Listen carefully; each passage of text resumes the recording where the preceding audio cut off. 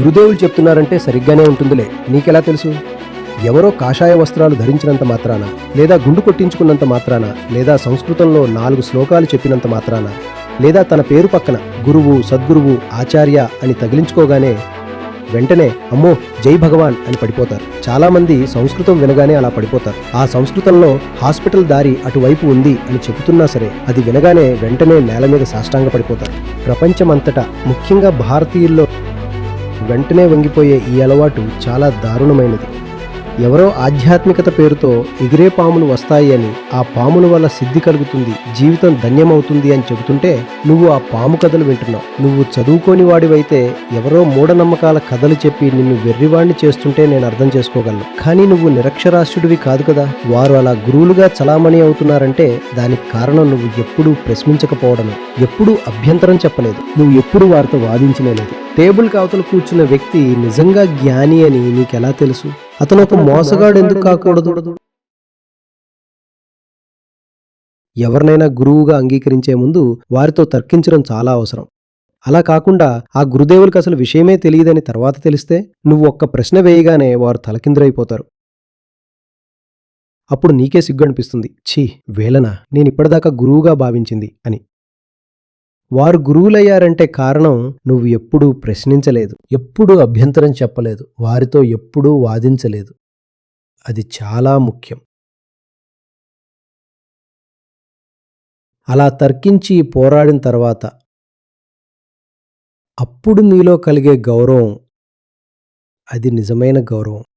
ఎందుకంటే నువ్వు నీ సర్వశక్తులు ఒడ్డి ఆ గురువును ఓడించడానికి, ఆయన మాట తప్పు అని నిరూపించడానికి నీ శక్తినంతా వాడావు. అయినా సరే ఆయన తప్పు అని నువ్వు నిరూపించలేకపోయావు. అప్పుడు కలిగే గౌరవం అది నిజమైనది. ఒకవేళ తప్పు అని నిరూపిస్తే ఇంకా మంచిది, నీ జీవితం మిగిలింది. ఒక దొంగ గురువు ఉచ్చులో పడకుండా తప్పించుకున్నావు. కానీ మనందరిలో, ముఖ్యంగా ప్రపంచవ్యాప్తంగా ఉన్న భారతీయుల్లో వెంటనే తల వంచే ఈ అలవాటు చాలా గలీజ్గా ఉంటుంది.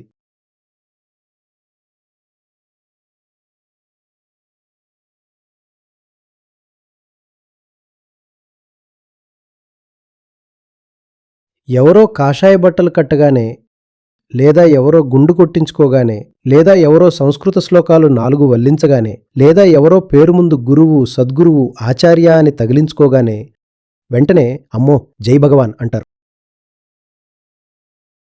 జై భగవాన్. చాలామందికి సంస్కృతం వినగానే కాళ్ళు వణుకుతాయి.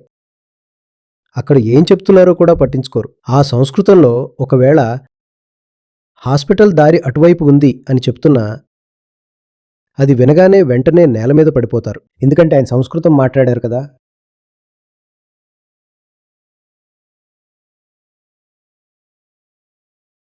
ఎందుకు? నీ జీవితం అంత చులకనైపోయిందా? ఎక్కడ పడితే అక్కడ అర్పించేస్తావా? చెప్పు.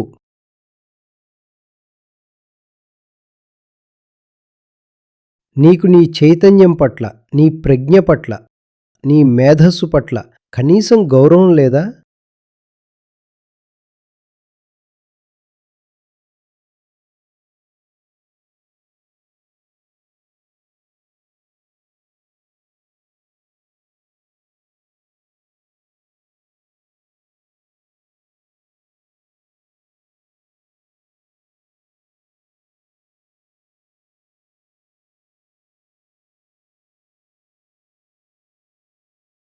నిన్ను వెర్రివాణ్ణి చేస్తున్నారంటే కారణం నువ్వు వెర్రివాడివి కావడానికి సిద్ధంగా ఉండటమే.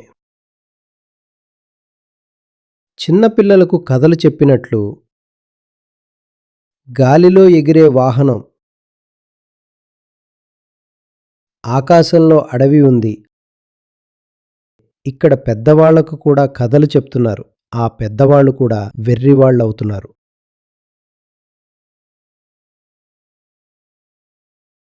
ఎవరో ఆధ్యాత్మికత పేరుతో ఎగిరే పాములు వస్తాయి అని చెప్తున్నారు. ఆ పాముల వల్ల ఏదో సిద్ధి కలుగుతుందని, జీవనదానం వస్తుందని చెప్తుంటే నువ్వు నమ్ముతున్నావా? నీ వయసెంత బాబూ?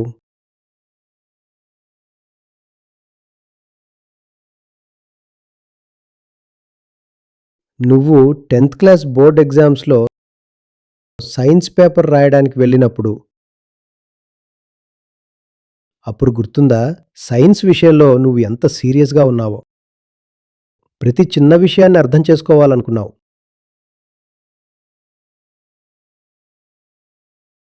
ఫిజిక్స్, కెమిస్ట్రీ, బయాలజీ సూత్రాలను అర్థం చేసుకోవడానికి ప్రయత్నించావు. ఇంటర్‌కి వచ్చేసరికి ఎంట్రన్స్ ఎగ్జామ్స్ టెన్షన్. అప్పుడు నువ్వు ఫిజిక్స్ లోతుల్లోకి వెళ్లి చదివావు.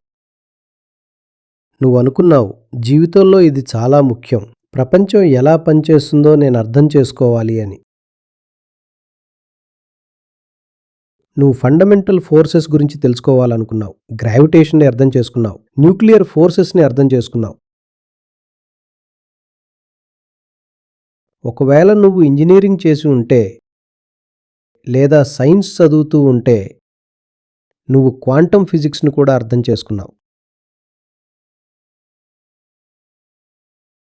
కానీ ఈరోజు నీ ముందు కూర్చున్న వాళ్ళు ఏమాత్రం సైన్స్ లేని పిచ్చి మాటలు చెప్తుంటే నువ్వు వింటున్నావు. మళ్ళీ నీకు ఆశ్చర్యం వేస్తుంది. జీవితంలో మార్పు ఎందుకు రావటం లేదు అని.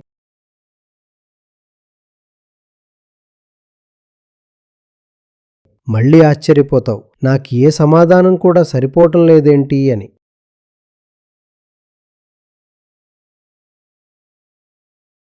నువ్వు చదువుకోని వాడివైతే ఎవరో ఒకరు మూఢనమ్మకాల కథలు చెప్పి నిన్ను బురిడీ కొట్టిస్తుంటే నేను అర్థం చేసుకునేవాణ్ణి. కానీ నువ్వు చదువుకున్నావు కదా. ఇక్కడ పీహెచ్డీలు, డాక్టర్లు, ఇంజనీర్లు, ఆర్కిటెక్ట్లు కూర్చున్నారు.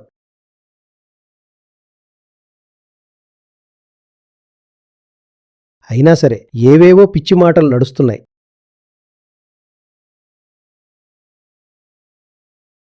గాలిలో ఎగిరే వాహనాల గురించి కథలు చెప్తున్నారు.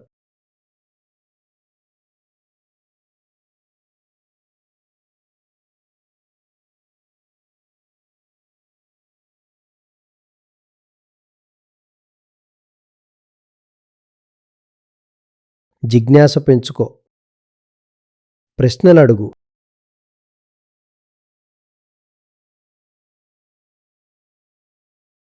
ఒకవేళ నా వీడియో వింటున్నావంటే నేను ఏం చెప్పానో నీకు అప్పుడు అర్థమవుతుంది, ఎప్పుడైతే నువ్వు ఆ మాటలను లోతుగా విశ్లేషిస్తావో. ఆ మాటలతో నువ్వు మమేకం కావాలి. ఆ మాటలతో ఒక లోతైన అనుబంధాన్ని పెంచుకోవాలి. అసలు ఆ ఆలోచనే లేదు. పైపైన వినేసి గురుదేవులు చెప్తున్నారు కదా, సరిగ్గానే ఉంటుందిలే అనుకుంటే నీకేమర్థమవుతుంది? ఏమీ అర్థం కాదు.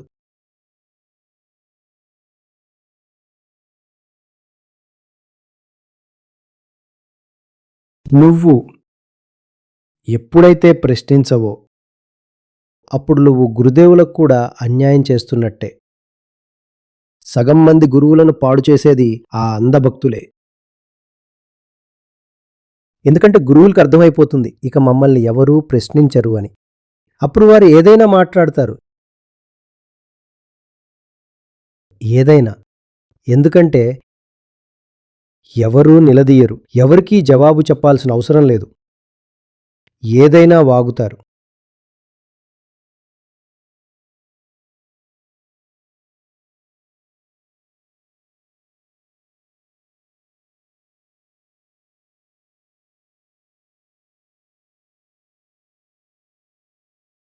ఎందుకు? ఎలా? దేనికోసం? ఇవన్నీ చాలా ముఖ్యమైన ప్రశ్నలు. ఏవి? ఎందుకు? ఎలా? దేనికోసం? ఏ విధంగా?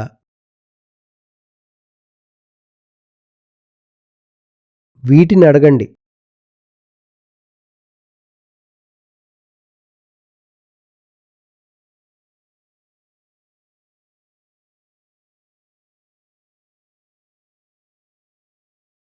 నేను చెప్పిన మాటలతో నువ్వు ఎప్పుడైతే వాదిస్తావో అప్పుడు నీకు అర్థమవుతుంది, నేను చెప్పాలనుకున్నది అది కాదు, నువ్వు అర్థం చేసుకున్నది వేరు అని.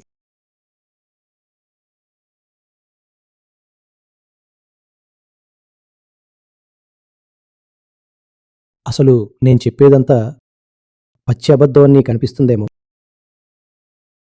ఆ అవకాశాన్ని ఎందుకు కాదనుకుంటావు? నీకెలా తెలుసు టేబుల్కి ఇటువైపు కూర్చున్నవాడు జ్ఞాని అని? తను ఒక దొంగ మోసగాడు ఎందుకు కాకూడదు? నీకెలా తెలుసు? మళ్ళీ చెప్తున్నాను, ఇది నీ జీవితానికి సంబంధించిన విషయం.